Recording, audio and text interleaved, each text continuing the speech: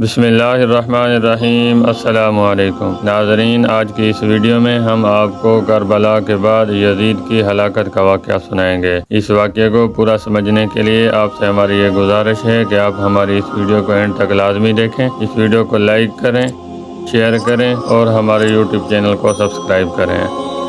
नाज़रीन, वाक़या करबला के कुछ ही दिनों बाद यजीद एक हलाकत खेज और इंतहाई मोज़ी मर्ज़ में मुब्तला हुआ। पेट के दर्द और आंतों के जख्मों की तकलीफ, जिस तरह मछली पानी के बगैर तड़पती है इसी तरह तड़पता रहा। हिम्स में जब उसे अपनी मौत का यकीन हो गया तो अपने बड़े लड़के मुआविया बिन यजीद को बिस्तर पर बुलाया और उमूर सल्तनत के बारे में कुछ कहना ही चाहता था कि बेसाख्ता बेटे के मुँह से चीख निकली और निहायत जिल्लत और हकारत के साथ ये कहते हुए बाप की पेशकश को ठुकरा दिया। नाज़रीन, यजीद के बेटे ने अपने बाप यजीद से कहा, जिस ताज तख्त पर आले रसूल सल्लल्लाहु तआला अलैहि वसल्लम के खून के धब्बे हैं, मैं उसे हरगिज़ कबूल नहीं कर सकता। खुदा इस मनहूस सल्तनत की विरासत से मुझे महरूम रखे जिसकी बुनियादें नवासा रसूल सल्लल्लाहु तआला अलैहि वसल्लम के खून पर रखी गई हैं। नाज़रीन, यजीद अपने बेटे के मुँह से ये अल्फाज सुनकर तड़प गया और शिद्दत रंज आलम से बिस्तर पर पाँव पटकने लगा। मौत से कुछ दिन पहले यजीद की आंतें सड़ गईं और उसमें कीड़े पड़ गए। तकलीफ की शिद्दत से खंजीर की तरह चीखता था। पानी का कतरा हलक से नीचे उतरने के बाद निस्तर की तरह चुभने लगता था। अजीब कहर इलाही की मार थी। पानी के बगैर भी तड़पता था और पानी पी कर भी चीखता था। नाजरीन, बिल आखिर इसी दर्द की शिद्दत से तड़प तड़प कर उसकी जान निकली। लाश में ऐसी होलनाक बदबू थी कि करीब जाना मुश्किल था। जैसे तैसे करके उसको सुपुर्द खाक किया गया। नाजरीन, हम उम्मीद करते हैं कि हमारी आज की ये छोटी सी वीडियो आपको पसंद आई होगी। अगर हमारी वीडियो आपको पसंद आई है तो इस वीडियो को लाइक करें,